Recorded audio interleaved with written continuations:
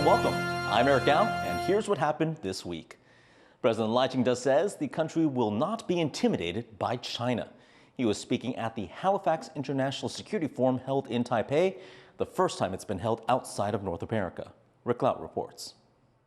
Taiwan is welcoming government and military officials from around the world here to the capital Taipei as it hosts one of the world's largest defense summits, the Halifax International Security Forum, here in Asia for the first time. On the agenda are some of the most pressing security issues of this age, from ending Russia's war on Ukraine to countering China's influence here in the Indo-Pacific. To open the two-day summit, Taiwan's President Ching saying that his country is determined to stand up to authoritarianism. Taiwan holds a key position on the fourth island chain, directly facing an authoritarian threat. But we will not be intimidated. We will stand firm and safeguard our national sovereignty, maintain our free and democratic way of life. From disinformation's pivotal role in modern warfare to cutting out high technology from your adversary's weapon supply chains, defense leaders here are weighing in on issues affecting security here in the Asia-Pacific and beyond. Taiwan, so often denied a voice on the world stage due to pressure from China, it's a unique opportunity to engage with like-minded partners and show solidarity in an increasingly polarized world. Joseph Wu and Rick Laut in Taipei for TaiwanPlus. Taiwan has banned exchange programs with 3 Chinese schools accused of being controlled by a Beijing intelligence gathering department. Acer says more. Taiwan's education ministry has blacklisted 3 Chinese schools over alleged ties to Beijing's United Front, essentially banning student exchange programs with Taiwan. The 3 institutions in question are Huachao and Jinan universities and the Beijing Chinese Language and Culture College. There are over 2,000 Taiwanese students currently enrolled in those schools, and among their alma mater, some Taiwanese lawmakers. Education Minister Zheng Ying-yao said those particular schools are under the control of the United Front Work Department. That's a body set up by China's Communist Party to gather intelligence on and attempt to influence so-called elite individuals from outside China, including from Taiwan. Minister Zheng said the measure is necessary to prevent China from systematically targeting or recruiting Taiwanese students, and that education providers have an obligation to protect national security, adding that degrees from those universities will no longer be recognized, though previously obtained qualifications will be unaffected. As for the more than 2,000 students currently enrolled at those schools, the Mainland Affairs Council, which handles relations with China, had this to say. 我想教育部他对于这些还在学的学生他的权益，我想他会采取教育部会有其他的方法我觉得这些学生的就学权益基本上基本上是必须要保障必须要保障，但是具体的这个政策到底是什么那有待教育部来做决定。 The president of Taiwan's own Jinan University has already said they'll comply with the ban. Institutions found defying the ban will lose government subsidies, but individual students will still be able to apply to the schools independently, though they may not want to if those degrees will no longer be recognized in Taiwan. China and Taiwan have already put limits on diplomats and tourists traveling between both countries, and this is yet another restriction on exchanges across the strait, further straining already tense relations. Fu Huahong and Acer for TaiwanPlus. A senior DPP lawmaker is the latest legislator investigated for fraud. As Wesley Lewis reports, it's part of a corruption crackdown. Finding herself in the hot seat, senior Democratic Progressive Party lawmaker Lin Daihua has been accused of fraudulently claiming fees for assistance. Charges, she says, amount to political persecution, as she had been the frontrunner for her party's nomination in the 2026 Kaohsiung mayoral race. Prosecutors are now searching Lin's legislative office and her residence. Lin's case is just the latest in a series of high-profile corruption investigations. Former Kuomintang lawmaker Sufin Sulugu is also facing possible charges after he allegedly accepted bribes of over $150,000 to pressure energy officials to restart a failed solar power project in Pingdong in the country's south. Allegations he firmly denies.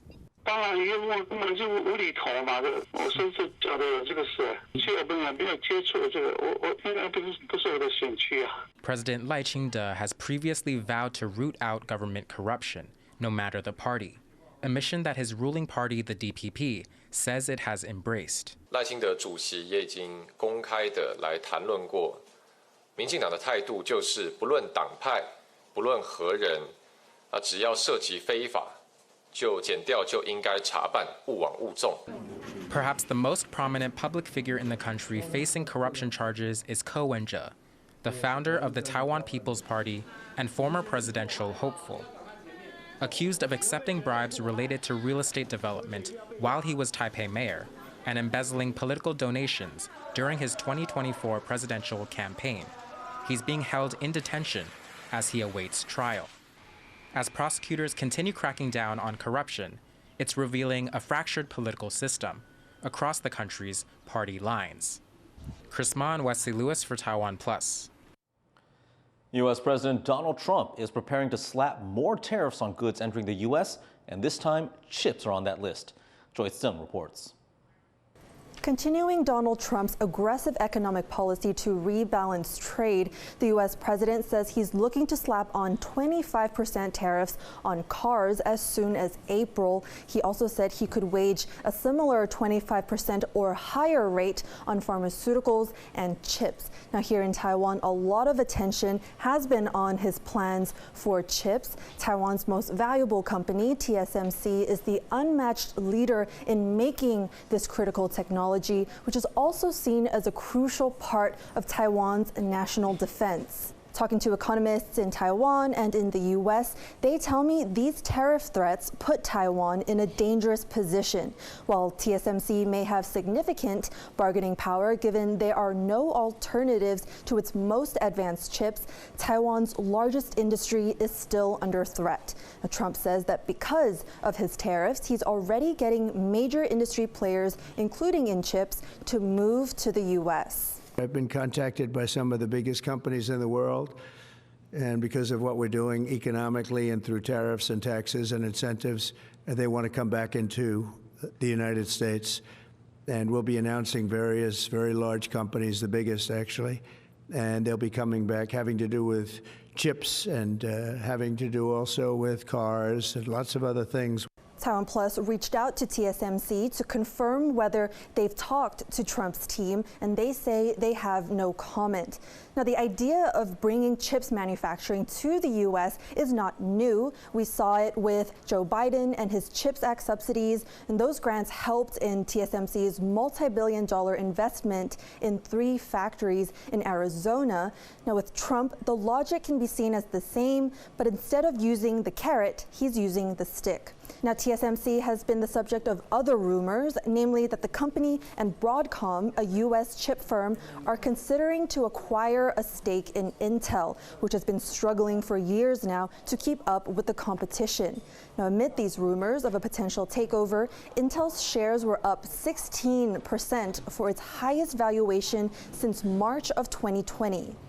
Again, this is all still based on speculation, but there are fears in Taiwan about whether TSMC's involvement would include a technology transfer. The worry, of course, being that the firm might need to share its trade secrets and potentially lose its leadership in these most critical advanced chips. Justin Wu, Chris Ma, and Joyce Zen for TaiwanPlus. And even before these tariffs are finalized, they're already pushing Taiwanese firms to make adjustments. Wesley Lewis has details. Taiwan's top business leaders have convened to discuss how to deal with U.S. President Donald Trump's 10% tariffs on Chinese imports. This will affect Taiwanese companies like Acer, a leading computer maker with factories in China. In response to Trump's tariffs, Acer announced a 10% increase in prices for their products made in China and sold in the U.S. But the levies are a concern across the Taiwanese tech industry. 比较伤脑筋的，因为笔电我们在中国大陆的布局很深，而且整个供应链这个不容易移动，再加上笔电的市场并没有成长。Tech analysts say higher prices due to Trump's tariffs should be temporary, but it could lead to major shifts in the global tech industry. 接下来呢，如果说美国的贸易伙伴呢跟美国呢有进行沟通，而且达到川普团队的一个想望的话，可能会引发一定程度的供应链重组。In the 1990s, Taiwan became one of China's biggest sources of foreign direct investment. Now, over 80% of laptops made by Taiwanese companies are built in China. Taiwan's Foxconn, the world's largest contract manufacturer of electronics, has its biggest facility in China, while other major Taiwanese tech manufacturers like Asus, Acer, Quanta, Inventec, Wistron, and Compal all have factories in China.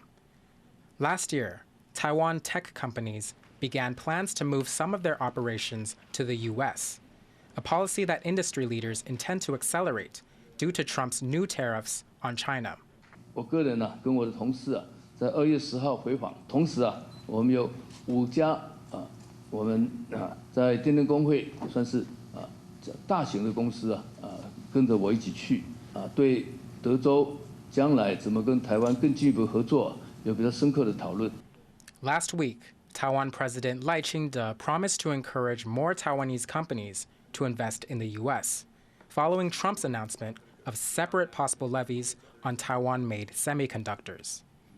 Caught in the middle of their president's tariff campaign are U.S. consumers, now forced to deal with paying higher prices for their electronic goods, facing the brunt of an escalating trade war. Hank Xu and Wesley Lewis for TaiwanPlus. Inspections are being carried out in department stores across Taichung following a suspected gas explosion that killed 4 people. And as John Van Trieste reports, they've already turned up a string of safety issues.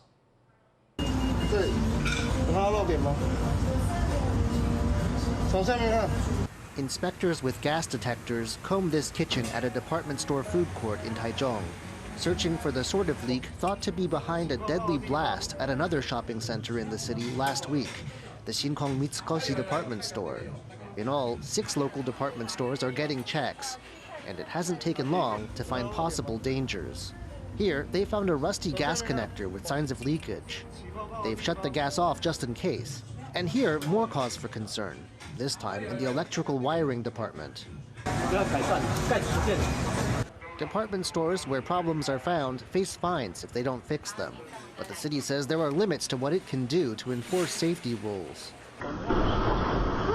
The blast at the Shinkong Mitsukoshi may be linked to illegal renovation work going on at the time. And officials say with no one blowing the whistle, they had no way of knowing about potential violations. 我们真的没有办法透过内部的网页跟它相关的一些脸书里面的相关的消费者去知道所有的有没有施工或迁移的公告。That doesn't mean there won't be consequences for the Shinkong Mitsukoshi store's owners. In addition to fines, they're paying over $330,000 for each of the 4 people killed in the blast, 2 staff members and 2 passers-by. And they've already paid the 30-plus injured people compensation. Injured staff members, though, worry about the future. The shopping center is their livelihood. It's not only shut down indefinitely, but also heavily damaged from the explosion. 我们会担心，但是因为星光三月他们也有保证说，就是他后续的工作。Any reopening will be far off, though, as investigators still try to piece together how the disaster happened and who, in the end, is responsible. Scott Huang and John Van Trieste for TaiwanPlus. And thank you for watching Here's What Happened. Finally, check out this Viking longship called the Stormbird. It was built by a team in the UK. I'm Eric Gao, and enjoy the rest of your weekend.